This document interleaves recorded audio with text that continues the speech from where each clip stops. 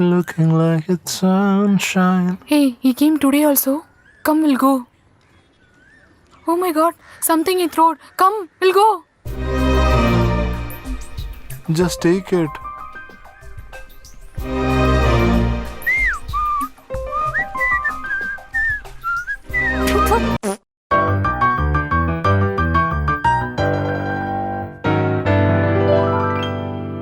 வீடியோக்குள்ளே போகிறதுக்கு முன்னாடி this video sponsor by Kitano productions.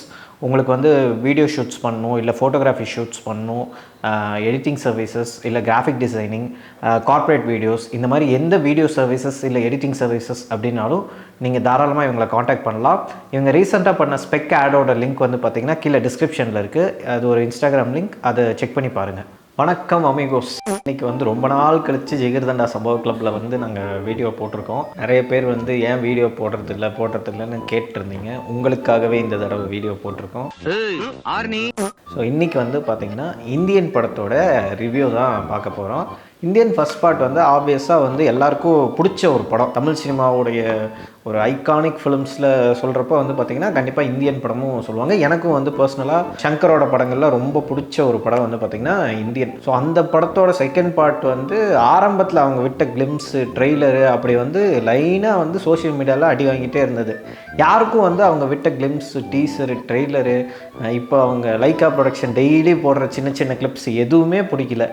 சரி, ரொம்ப லோவான ஒரு எக்ஸ்பெக்டேஷனில் இந்த படத்தை போய் பார்த்தேன். சங்கரோட டெடிகேஷன் பாருங்கள். அந்த லோ எக்ஸ்பெக்டேஷனை விட லோவாக ஒரு படம் பண்ணியிருக்காரு.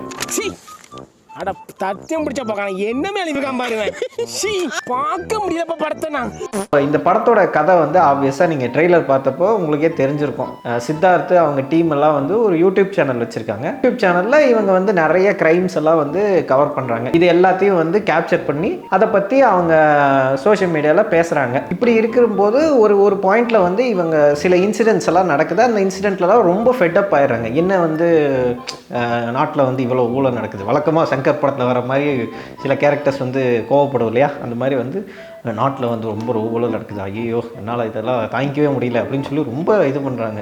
சரி, ஏதோ சொல்யூஷன் பண்ண போகிறாங்க அப்படின்னு பார்த்தா ஆப்வியஸாக இந்தியன் தாத்தா வந்தால் இதெல்லாம் மாறிடும் அப்படின்னு சொல்லி எல்லாருக்கும் ஒரு பயத்தை உண்டு பண்ணுறக்காக எப்படி அவர் வர வைக்கலாம் அப்படின்னு சொல்லி பிளான் பண்ணுறாங்க. அவர் வந்து உயிரோடு இருக்காரா இல்லையா, செத்துட்டாரா எதுவுமே தெரியாது. ஸோ அவரை வந்து திரும்ப வர வைக்கலாம் அப்படிங்கிறக்காக ட்விட்டரில் எல்லோரும் டேக் போடுறாங்க, கம்பேக் இந்தியன் அப்படின்னு சொல்லிட்டு. ஸோ இதை பார்த்துட்டு அவர் அங்கே வந்து என்ன பண்ணுறாரு அப்படிங்கிறது தான் இந்த படத்துடைய கதை. இந்த படத்தில் வந்து பார்த்திங்கன்னா கதைன்னு ஒன்று கிடையவே கிடையாது. அது ஒன்றும் இல்லை, கீழே போட்டுரு. தேர்ட் பார்ட் எடுத்துருக்கிறதா சொல்கிறாங்க. மேபி அதில் கதை இருக்கலாம், எனக்கு தெரில. பட் இதில் வந்து சுத்தமாக கதையே கிடையாது. இப்போ நான் சொன்னது மட்டும்தான்.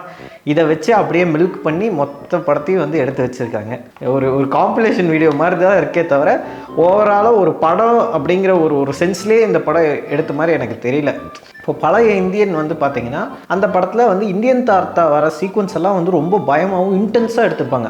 அவர் வந்து அதிகமாக பேச மாட்டார், எதுவுமே பேசாமல் வந்து கொண்டுட்டு போயிடுவார்.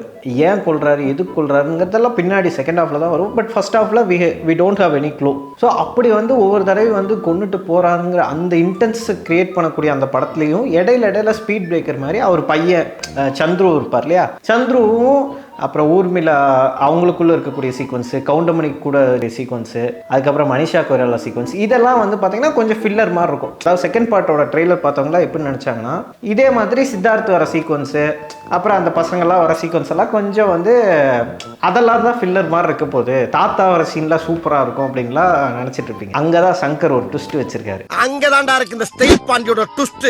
தாத்தா வர சீக்வன்சஸ் தான் ஆக்சுவலாக மொக்கையாக இருக்குது. சித்தார்த்த வர சீக்வன்ஸ் எல்லாம் கொஞ்சம் பார்க்குற மாதிரி இருக்குது. ஸோ இந்த மாதிரி ஒரு வித்தியாசமான ஒரு முறையில் வந்து இது வந்து கையாண்டிருக்காரு சங்கர். ஏன்னா அது எந்த அளவுக்கு டெடிக்கேஷனாக இருக்குன்னா படம் ஃபுல்லாக உங்களுக்கு எப்பெல்லாம் வந்து இந்தியன் தாத்தா வராரோ அப்போல்லாம் வந்து வெளில போய் டீ சாப்பிட்டு வர்றது, இல்லை போய் தம்மு இம்மும் போட்டு வாங்க சிரிட்டு அடிச்சிடுவோம், சிரிட்டு அடிப்போம், வாங்க பாவா சிரிட்டு போடுவோம், வாங்க பாவா சிரிட்டு அடிப்போம், வாங்க பாவா. தாத்தா வர எல்லா சீக்வன்ஸும் அப்படி தான் இருக்குது.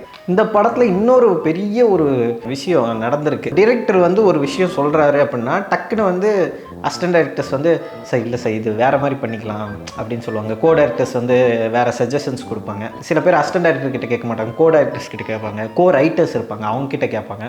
அவங்க வந்து ஓகே இது பண்ணால் நல்லா இருக்கும் நல்லா இருக்காதுன்னு சொல்லுவாங்க. ஒரு டைரக்டர்னா அதை கேட்கணும். இந்த படத்தில் வந்து சங்கர் இருக்கார், அவர் கீழே வந்து எனக்கு தெரிஞ்சு சங்கருக்கு வந்து 20 to 30 அசிஸ்டண்ட்டாவது இருப்பாங்க. அத்தனை பேர் இருந்தோம். கமல் இருந்தோம். கமல்லாம் வந்து எல்லாரோட கதையிலையும் வந்து இது இப்படி மாற்றிக்கலாம் அப்படி மாற்றிக்கலாம் கண்டிப்பாக சஜஷனாக நிறைய சொல்லக்கூடிய ஆள். சினிமாலையும் நல்ல நல்ல படங்கள்லாம் எடுத்தார். ஏராமு, விரும்மாண்டி, ஆளவந்தான் அந்த மாதிரியான படங்கள்லாம் கொடுத்தாரு. ஆனால் இவங்க யாருக்குமே வந்து இந்த படத்தில் சங்கர் ஒரு கான்செப்ட் வச்சுருக்காரு. ஒரு முரண்பாடே இல்லாமல் இருந்தது எப்படின்னு தான் தெரில. இது ஸ்பாய்லர்னு நினச்சிக்கோங்க. ஸ்பாய்லர் தான் சொல்ல போகிறேன். பட் இருந்தாலும் வந்து இது சொல்லாமல் வந்து இந்த ரிவ்யூவே சொல்ல முடியாது. போன இந்தியனில் வந்து உங்களுக்கு ஒரு விஷயம் பண்ணியிருப்பார் சங்கர். அது என்னென்னா ரொம்ப வயசான ஆள் அப்படிங்கிறப்போ அவர் எல்லாருக்கூடயும் சண்டை போடுற மாதிரி எல்லாம் வச்சா அவ்வளோ ஒரு அத்தன்டிக்காக இருக்காது அப்படிங்கிறதுக்காக அது இருக்கும், ரொம்ப லைட்டாக இருக்கும் பழைய இந்தியனில். ஆனால் வேற ஒரு விஷயம், ஒரு வர்மக்கலைன்னு ஒரு விஷயத்தை கொண்டு வந்து ரொம்ப வயசான ஆள் அப்படின்னா கூட எதிரில் இருக்கிற யாராக இருந்தாலும் அவர் வந்து 2 விரலை வந்து ட்விஸ்ட் பண்ணி படுக்க வச்சிருவார். ஏதோ ஒரு வகையில் லாக் பண்ணிடுவாருன்னு வச்சுக்கோங்க. டக்குன்னு கழுத்தை பிடிச்சிருவார், இடுப்பில் இது பண்ணார்னா அது ஒரு பக்கம் லாக் ஆயிரும். அந்த மாதிரி அது ஒரு சரி ஓகே, அது கூட கொஞ்சம் நம்புற மாதிரி இருக்குது. ஏன்னா வந்து இப்போ டக்குன்னு வந்து நம்ம கழுத்துலேயே யாராவது பிடிச்சிட்டாங்கன்னா நமக்கே டக்குன்னு கழுத்து வலி வந்துடும், இப்படி திரும்ப முடியாது. அதனால் அது கொஞ்சம் ஆத்தென்டிக்காக இருக்குது பார்க்குறக்கு. இந்த படத்தில் சங்கர் வந்து நான் வந்து க்ரியேட்டிவாக ஒன்று பண்ண போகிறேன் அப்படின்னு ஒன்று பண்ணியிருக்காரு. அது என்னென்னா ஃபஸ்ட்டு ஒருத்தரை கொல்லலான்ட்டு போகிறாரு. சரி என்ன பண்ண போகிறான்னு எல்லாம் ஆர்வமாக இருப்போம். போய் அவரை வந்து லாக் பண்ணுறாரு. லாக் பண்ணதும் அவர் வந்து அப்படியே பொண்ணாக மாறிடுறாரு. கேட்குறக்கே கேனத்தனமாக இருக்குல்ல. அப்போ படம் பார்த்து எனக்கு எப்படி இருந்திருக்கும், எனக்கு தாண்டா தெரியும் அந்த வலி. இது என்ன பிரமாதம், இது விட பெசலைட் ஒன்று இருக்கு. சரி அதையும் விட்டுருவோம். முதல்ல வந்து ஒருத்தர் லாக் பண்ணுறாரு, அவர் பொண்ணா மாறிடுறாரு. அடுத்து டெல்லி கணேஷ் வராரு. டெல்லி கணேஷை லாக் பண்ணுறாரு. டெல்லி கணேஷ் பாட்டு பாட ஆரம்பிக்கிறார். அது ஒவ்வொன்றுக்கும் சங்கர் வந்து பேர் சொல்கிறாரு. இது வந்து இப்படி ஒரு வித்தை, இது வந்து அகத்தியர் வந்து 2000 வருஷத்துக்கு முன்னாடி கண்டுபிடிச்ச வித்தை அப்படின்லாம் சொல்லிட்டு இருக்காரு. ஐயோ சாமி, நீங்க யோசிச்சு பாருங்க, யாராவது கழுத்துல போய் இப்படி லாக் பண்ணி அவங்க பாட்டு பாடுறாங்கன்னு சொன்னா அது கேட்கறதுக்கு எவ்வளவு அப்சர்டா இருக்குன்னு யோசிச்சு பாருங்க. அதே மாதிரி ஒரு சீக்வன்ஸ்ல ஒருத்தர் போய் லாக் பண்றாரு, அவன் வந்து குதிரை மாதிரி ஓடிட்டு இருக்கான், இப்படி கை வச்சுட்டு இப்படி ஓடிட்டே இருக்கான். நீங்கள் வந்து பழைய இந்தியனை பார்க்குறப்போ நமக்கு வந்து ஒரு பயம் வரும். ஐயோ அவர் வந்துட்டாரியா, ஐயோ என்னமோ பண்ண போகிறார், கத்தி எடுத்து அப்படி சொருவினார்னா பார்த்தா ஒரு பயம் வரும்.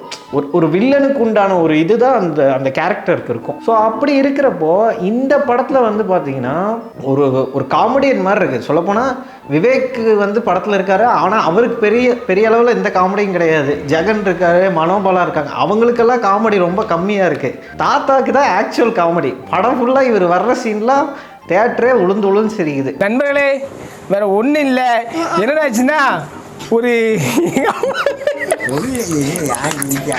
படத்தில் இன்னொரு பெரிய ஒரு தலைவலியாக இருந்தது வந்து பாபி சிம்மாவை வந்து அந்த ரோல் செட்டே ஆகலை. நிறைய இடத்துல வந்து அவரும் விவேக்கும் வர சீக்வன்ஸ் எல்லாம் வந்து பார்த்திங்கன்னா ரொம்ப ஆர்டிஃபிஷியலாக இருக்குது. படத்தில் கிளைமேக்ஸில் வரக்கூடிய ஒரு சேஸ் சீக்வன்ஸ் வந்து பார்த்திங்கன்னா கொஞ்சம் பார்க்குற மாதிரி இருக்குது. மற்றபடி ஓவராலாக ஒரு டேக்அவேவாகவும் எனக்கு ஒரு சீக்வன்ஸாவோ ஒரு சீனாவோ ஒரு கேரக்டராகவோ எதுவுமே ஒட்டலை. ஸோ இந்த படத்தை நீங்கள் எப்படி பார்க்கணும், அதாவது இதுக்கே வந்து நீங்கள் முதல்ல ப்ரிப்பேர் ஆகிட்டு போயிட்டீங்கன்னா பெட்டராக இருக்கும். ஏன்னா இந்த படத்தை நீங்கள் போகிறப்போ இந்தியன் 2 அப்படின்னு மைண்டில் வச்சுட்டு போகக்கூடாது, தமிழ் படம் 3. ஏன்னா வந்து இது ஒரு ஸ்பூஃப் படம் தான். இந்தியன் படத்தை பார்த்து அமுதன் வந்து ஒரு ஸ்பூஃப் படம் எடுத்த மாதிரி நினச்சிட்டு போய் பாருங்கள். ஸோ இதுக்கு மேலே இந்த படத்துக்கு போய் தலையை விட்டு மாட்டிக்காதீங்க. நாங்கள் வந்து ஃபுல்லாக வந்து ஒரு டிஸ்கஷன் வீடியோ, ஒரு ரோஸ்ட் வீடியோ வந்து என் டீம் கூட பண்ணலான்ட்டு இருக்கேன். அதில் வந்து படத்தை பற்றி டீட்டெயில்டாக அனலைஸ் பண்ணி நிறைய விஷயம் சொல்கிறேன். நான் வித்தியாசமாக ஒன்று பண்ணுறேன் பாருன்னு, ஏதோ என்ன பண்ணாலும் வந்து பார்த்துருவாங்க அப்படிங்கிற ஒரு மனநிலையில் ஒரு படம் எடுத்தால் எப்படி இருக்கும், அப்படி தான் இருந்தது இந்த படம். டேய் டீசெண்டா போ, கத்தாத அண்ணன் கத்தனா டேய்.